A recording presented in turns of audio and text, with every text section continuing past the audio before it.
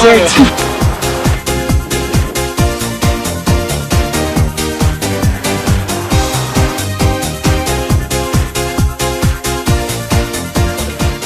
Simply MJAD, we're here, we're live. Hello, welcome to Simply with MJAD. I'm here at, as perhaps everyone can see, at the local 10 News to have conversation with Mr. Hughes. He's one mentioned a conversation of transformation. And then we're going to welcome him to the show and let the conversation begin. Hi, bro. Hi. Nice to meet you, Calvin. Nice to meet you. And we're here to have a conversation regarding Haiti. We know you're very much involved, and you've done a lot of work, humanitarian-wise. And you've gone after your comfort zone and to create possibilities for others. So we had to have a conversation today with you. And so first take us back to when it first started with a dream that you had walking the street of Port-au-Prince, a place that you've never been. Yeah. You have no Haitian descent that you're aware of that took you there, yeah. and you have this dream, this vision, I call it.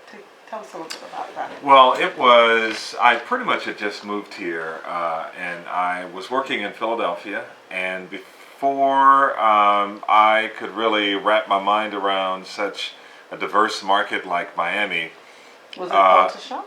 It was a culture shock from the standpoint that I knew Miami was a very challenging market for any journalist, but there were reasons that I did not know that it would be so challenging. For example, here you have to not just know about the officials in Miami and in Fort Lauderdale. You have to know about Venezuela, Colombia, Haiti, Cuba, Puerto Rico, Dominican Republic. I mean, and the list goes on and on. So you can understand how someone leaves this TV market and goes on to be a correspondent for CNN or Fox, because you really have to be worldly in your knowledge. But when I've worked in other local TV markets, I pretty much have been sort of locally based, and I didn't have to travel outside that TV market. So when I came here, I'd say, and maybe about 3 months after coming here in '06, there were some Haitian migrants who were on a rickety boat who made it to almost to the shores of Hallandale Beach. About 30, maybe 35 of them tried to jump off the boat and make it so they could jump off the boat to get on land so they can kind of scatter so that the U.S. Coast Guard could not catch up with them. But some of them could not swim, so they drowned. And so I was at my desk eating my breakfast, and my producer said, look, you need to get on set right now. We have breaking news. I need for you to talk about these Haitian migrants who jumped off this boat and some of them drowned. Pretty much something you're not even aware of. Coming from Philadelphia. Yeah. I mean, I didn't know a lot about Haiti, and I didn't know about why they would even want to make this perilous journey from Haiti to the U.S. So I'm on air trying to talk about something that I really knew very little about. So I went to my news director right after that and I said, look, if you want me to be an anchor here for a very long time, which is what they told me when I signed the contract, I said, I need to go to Haiti and need to understand the people of Haiti better. And he said, well, no one has really gone there in the last 10 years or so there's really no reason for you to go there, just read about it, find books about it, and read about it. I said, no, I need to be there to see it. And then that's when he rejected me the first time. I went back to him again, maybe a week later, and he rejected me a second time. And then I had a dream about it, which is what you referred to, that I was walking the streets of Port-au-Prince with a black T-shirt on, walking down the street, and I went back and I told him, look, I need to be there, and he rejected me again. For the third time. Yeah, and then my wife told me to go back, and she said, look, ask him one final time. And I did, and he said, look, write me up an outline, which I still have to this day. I mean, it's about 10 years old now. Patient and persistent. Yeah, and he said yes, and that's when I went for the very first time. Yeah. Wow. I did my first documentary called Assignment Haiti. I saw that. And I will tell you, 1 hour long, I will tell you, so many people called, Haitian Americans called, that you walked past it too when you came in here. We have what's called an assignment desk. And if you have any kind of question, or if you have a story idea, you call our assignment desk. And when I tell you, they called me at home Oh, They my were God. overwhelmed with the number of people who called in about that 1 hour My special. mother was one of them. She's like, she wanted to do dinosaurs. Oh, wow. People. She won't miss Awesome. that. Whether she had surgery, she's in the hospital, she said turn on that too. I love you, Mother. Okay, another question I like because you're so good at what you do. Thank you. What inspired you to become a journalist? You know, I was. And can you kind of like describe the moment when it, that light hit you? Yeah, when I was in high school, I loved basketball. I was on the basketball team. I played on the varsity level my freshman year, and was pretty good at it. And then my senior year comes around, and my high school basketball coach told me that he was not going to be able to play me on the starting five. I was very upset. I had committed my life to it. Yes. And but at that time, I was writing for the high school newspaper. And my journalism teacher said, look, you write pretty good. You need to try to apply for the University of Missouri Columbia. So when I got to the university, after giving up my dream of playing basketball, I got to the university and someone said, look, you have a pretty good voice. Why don't you try broadcast instead of newspaper? And so I did, and I fell in love with it right away. And that's when I realized something was there. And I used to have other people say to me, hey, you have a pretty good voice. Why don't you really pursue this? And I really worked on it. But I will tell you, and sometimes in your greatest fear is your greatest success. Yeah. So my big fear was speaking in front of people. And I didn't speak very well when I was in high school. I mean, I don't think anybody would believe that. Oh, I grew up in a very poor area. Wow. And when I spoke, I was very embarrassed about how I spoke. And so the same commitment I had for basketball, where I would play 2 to 3 hours a day, working on my jump shot, my free throws, and running and staying in shape, I recommitted myself to speaking. And I would take a newspaper and read in my room out loud, over-articulating my words, talking like this for about 1 or 2 hours every single day. A buddy of mine and I would act like I was Peter Jennings in my room. And that's how I did. Barbara Walters. Yeah, like Oprah, yes, Yeah, exactly. like Oprah. But I saw Barbara first being a kid. Arriving here in the States. Oh, yeah. So it was Barbara Walters. And Bishop, I liked her too. She was she was a super talent. Yeah. Yeah, and Dwight Lovedale. I grew up watching super them. talent as well. Good friend as well. Oh, very good. I believe that's why when I read your story, and I felt that, God, I just have to write, something about this amazing man, because it seems like when life gives you, they say lemon, you make lemonade. Sure. You recreate from it. Sure. Your basketball, something you love, and all of a sudden that shattered. But you say, you know what, I gotta keep going. Yeah, I was devastated when I didn't play basketball. I was devastated, but I will tell you that there are things that you want, and then there are things that you are supposed to do. And I feel like I'm supposed to be here because I have probably changed more lives unknowingly doing what I do each night here than I ever could have playing basketball.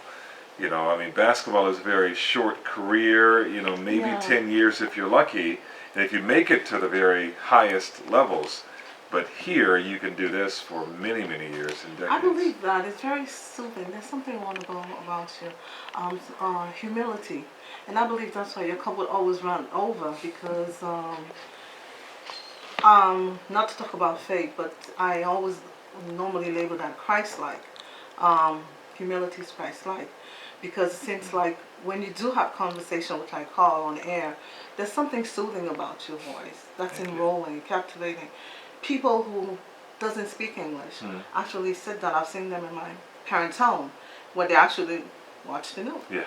They don't understand what you're saying. Sure, so sure. That's a gift. Yeah, it is a gift, and it's one that I never really paid attention to because I was so focused on what I wanted to do, and that was to play basketball. Now, I still think I'm a pretty good basketball player. Others may disagree. Yeah. Even at 44, I still think there's a shot for me to do something. 44. Oh, you look great. But I have, thank you. I have really, really sort of helped my sons get into the sport. Yeah, and I service their coach.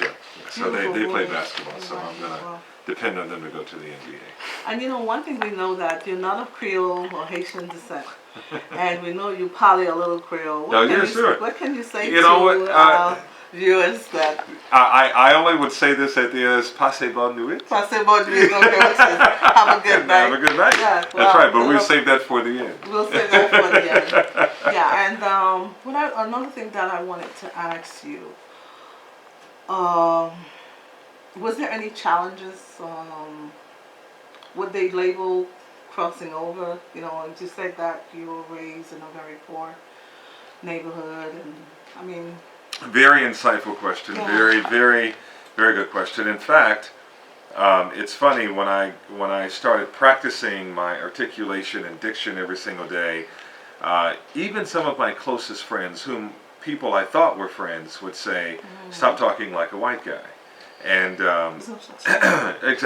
exactly. So speak like the Calvin I knew before he wanted to get into broadcast television.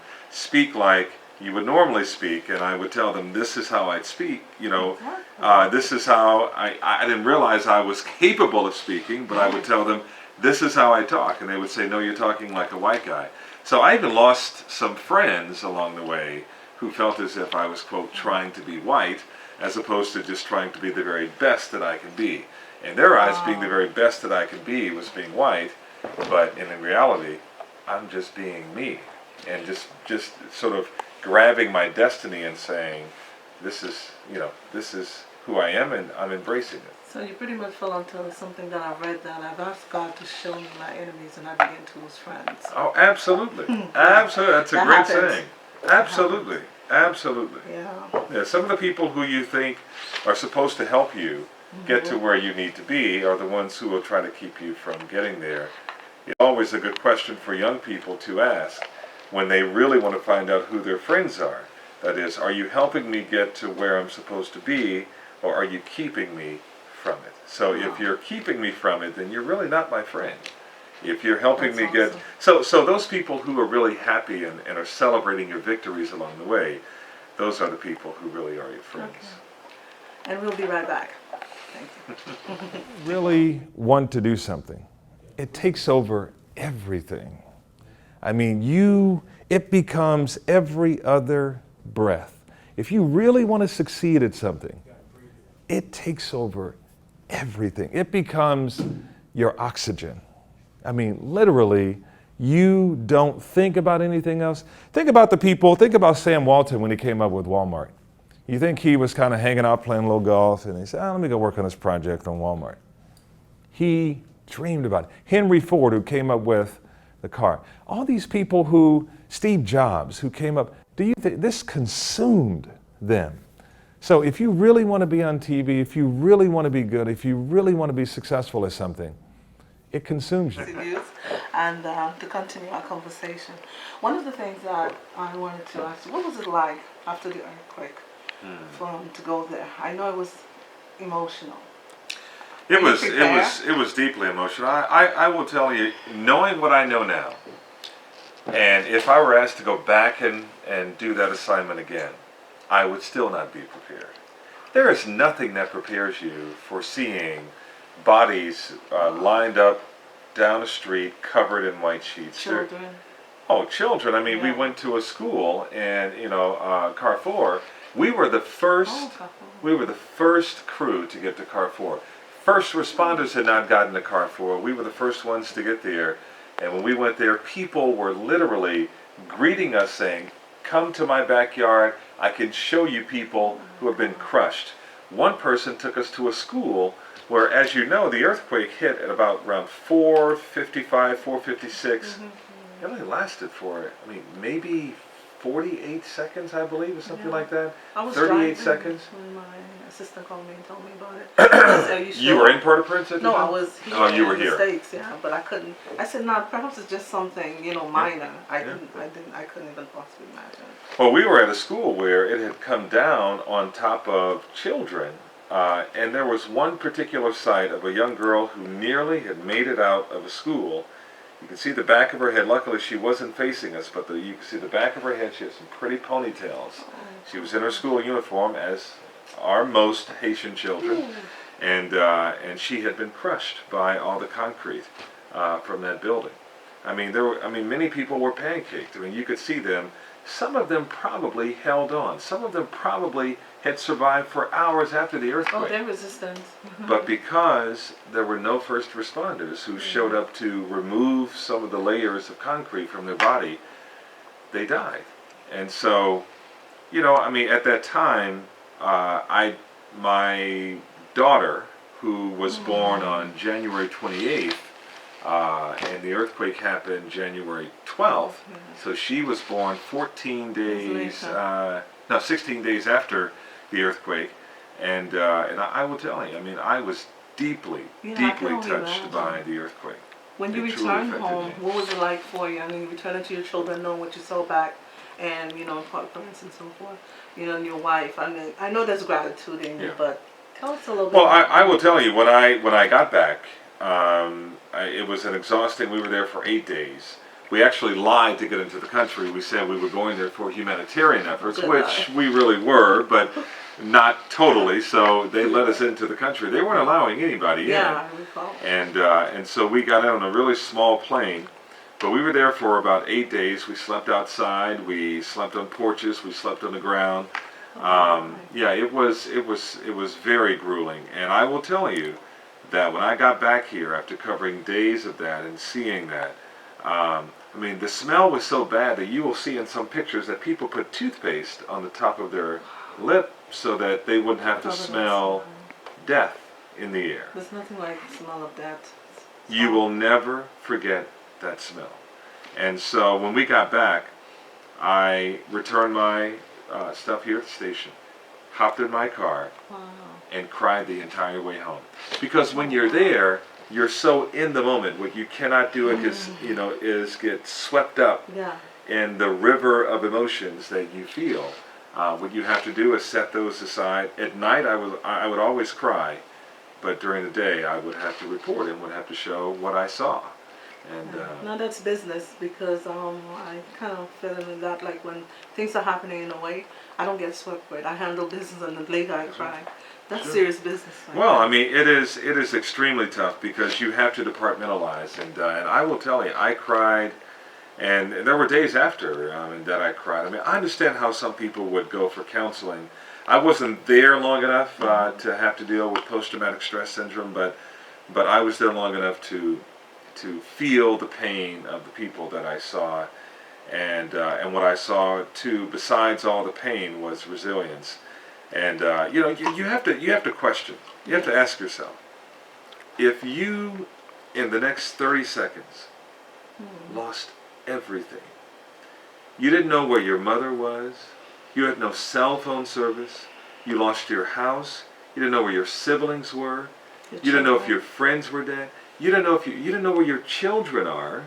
And if they were in a house, you're searching for them.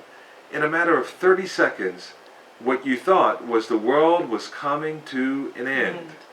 And so you have to think, if all of this happened in the next 30 seconds, how would you respond?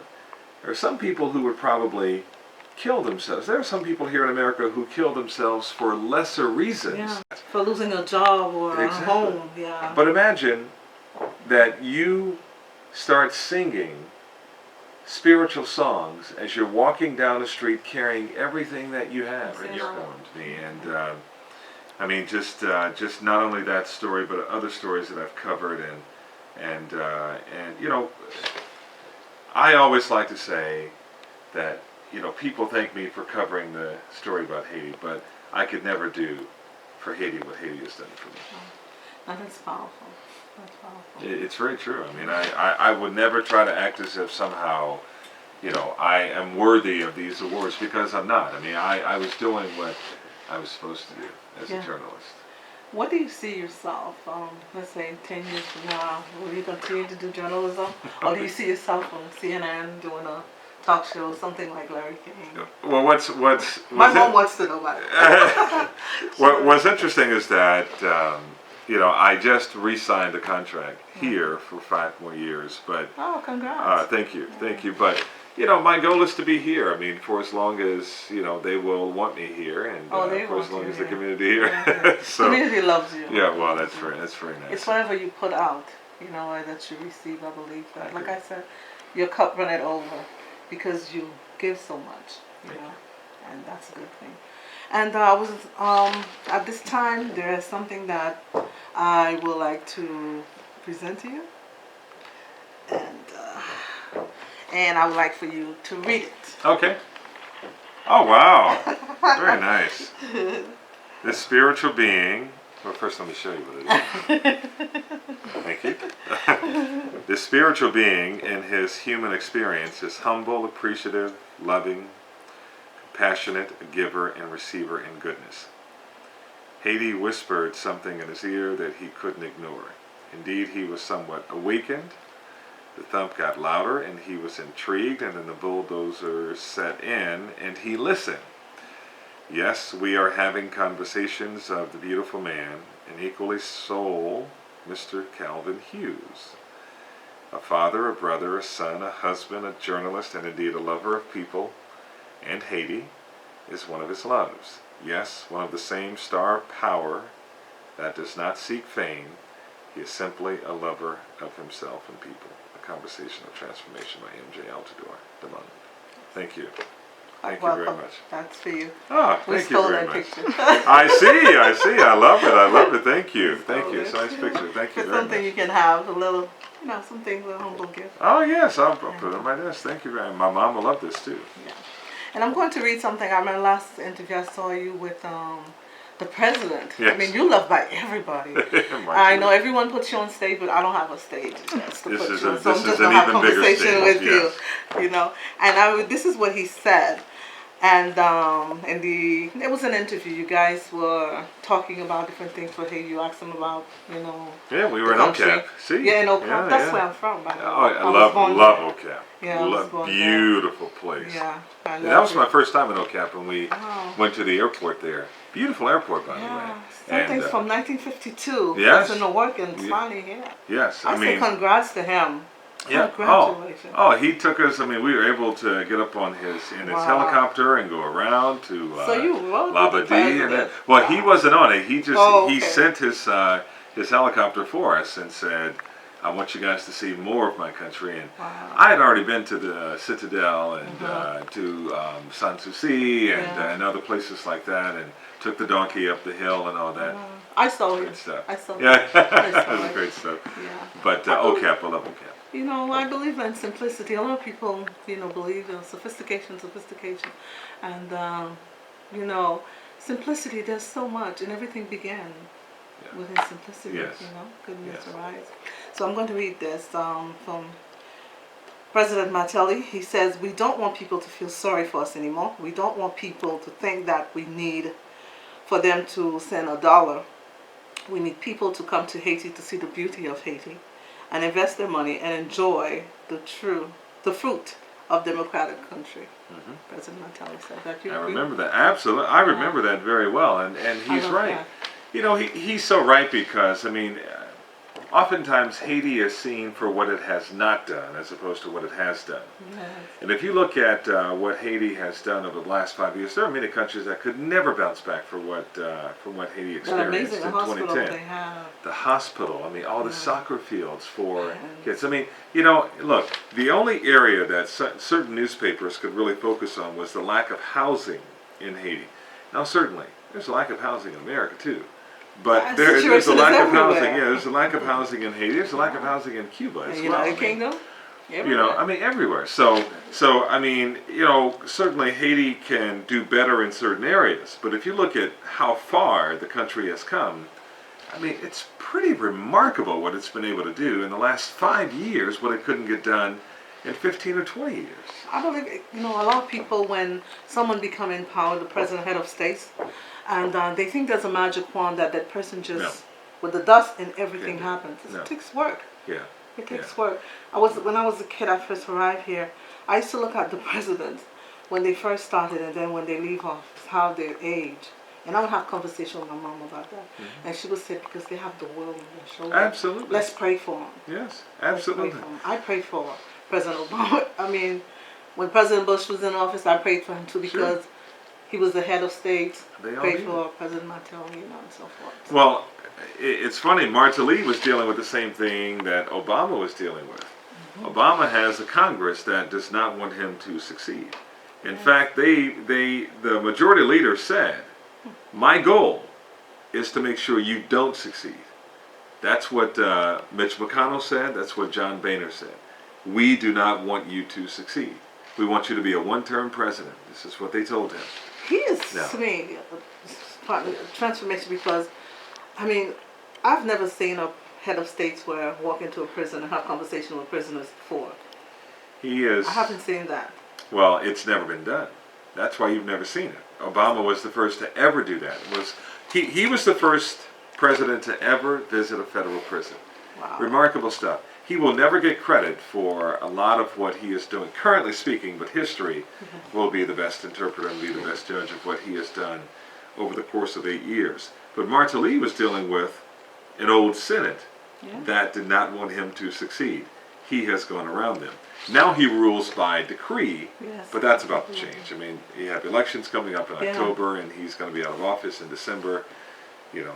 Well, it's going to be a tough one to follow because he's done quite a lot within the past 5 years. I would have loved to have seen Laurent Lamothe run, but now we're talking politics. Yeah. Haitian My politics. father always You told me, don't have stay away enough from room politics. to talk about it. I'll Yeah. always remain young and beautiful. That's what he said. Yeah. Okay, well, I want to thank you for having taken My the time pleasure. out. You know, My I know pleasure. you worked today Yes. and you waited for us. Back on in 3 hours. Yeah. Oh my! Thank you so much. My Thank pleasure. you.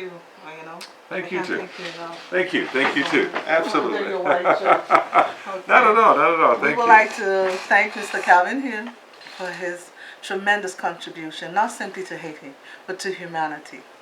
And until next, we'll see you next time on Simply MJAD. Cheers. Take care. This was good.